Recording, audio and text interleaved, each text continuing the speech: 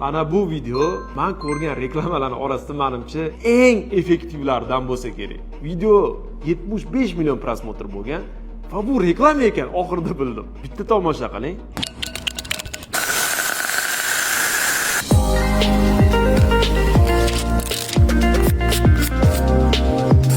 What the? I need it on my desk now! Oh! A screen protector that can't even be scratched by a power drill? Alright, let me sprinkle some tobacco flakes. Put on the case. Pull this off. Ooh, the dust are gone.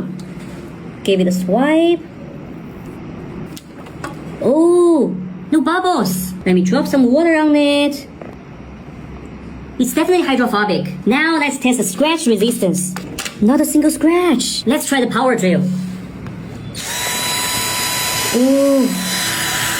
What? Not even a mark. This is so good.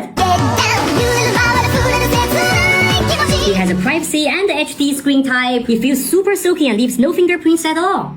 Guys, this is gold. Video bunaqa ko'rinishiga sabab to'g'ri tanlangan rubrika orqali reklama qilinayotgan. Bu rubrikada qaysi mahsulot internetda ko'rildi va u zakaz qilinadi va kelganida haqiqatga yaqinmi yoki yo'qligi test qilinadi va shu narsa haqiqatga yaqinligini odamlar ko'rish uchun videoni oxirigacha ko'radi. Va bu jarayonda o'sha oxirida sotuv ketyapti. Bu juda zo'r bo'lgan.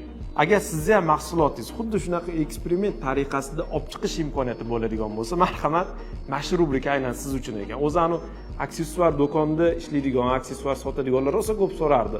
Qanaqa kontent qilsa bo'ladi, nima qilib produksiya qilsa bo'ladi? Mana tayyor g'oya sizlarga. Aksessuarchi yaqinligi videoni jo'natinglar. G'oya yoqqan bo'lsa, albatta bitta like bosib qo'yinglar.